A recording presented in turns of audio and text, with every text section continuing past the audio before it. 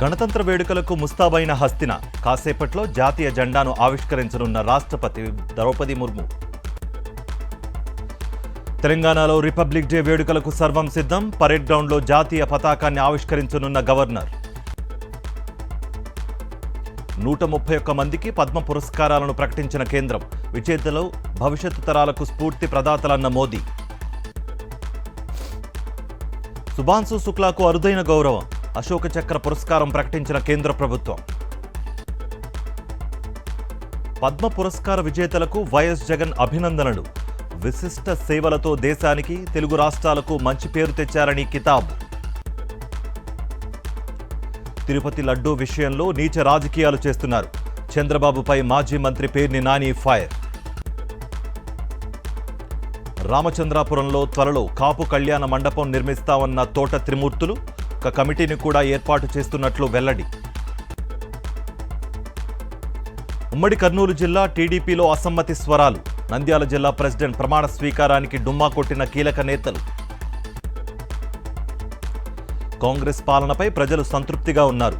Municipality ఎన్నికల్లో majority స్థానాలు కైవసం చేసుకుంటామన్న మంత్రి ఉత్తమ్.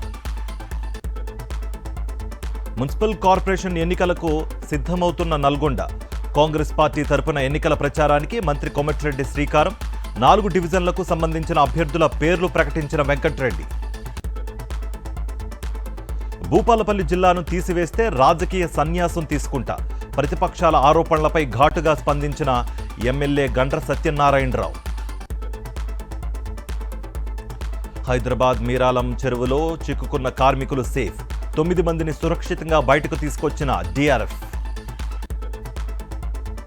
విజయవాడ పున్నమి ఘాట్ వద్ద అక్రమ వసూళ్ల దందా. ఎగ్జిబిషన్ దగ్గర పార్కింగ్ రుసుము పేరుతో ప్రైవేట్ సిబ్బంది దోపిడీ. ఎన్టీఆర్ జిల్లా మల్లెల గ్రామ శివారులో పేకాట శిబిరంపై పోలీసుల దాడులు. 9 మంది అరెస్ట్, 11,000 స్వాధీనం. చట్ట వ్యతిరేక కార్యకలాపాలకు పాల్పడితే చర్యలు తప్పవని వార్నింగ్. ఖమ్మం జిల్లా నేలకొండపల్లిలో ఘనంగా భక్తరామదాసు జయంతి ఉత్సవాలు. హాజరైన రాష్ట్ర గిడ్డింగుల కార్పొరేషన్ చైర్మన్ రాయల నాగేశ్వరరావు.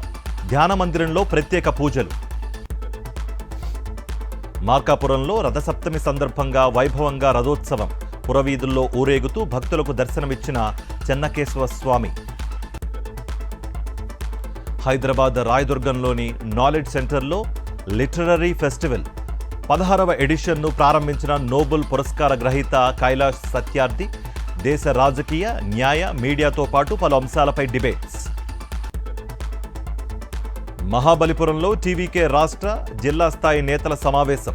విజిల్ గుర్తును ఆవిష్కరించిన టీవీకే అధినేత విజయ్. 3వ టీ20లో టీమిండియా గ్రాండ్ విక్టరీ. 8 వికెట్ల తేడాతో న్యూజిలాండ్పై ఘన విజయం. మరో 2 మ్యాచ్లు మిగిలి ఉండగానే సిరీస్ కైవసం. సినీ పరిశ్రమలో కాస్టింగ్ కౌచ్ లేదు. ఇండస్ట్రీలో ఎవరి వర్కింగ్ స్టైల్ వారిదే. చిత్ర పరిశ్రమలోకి ఎవరొస్తానన్నా ప్రోత్సహించాలని చిరంజీవి సలహా.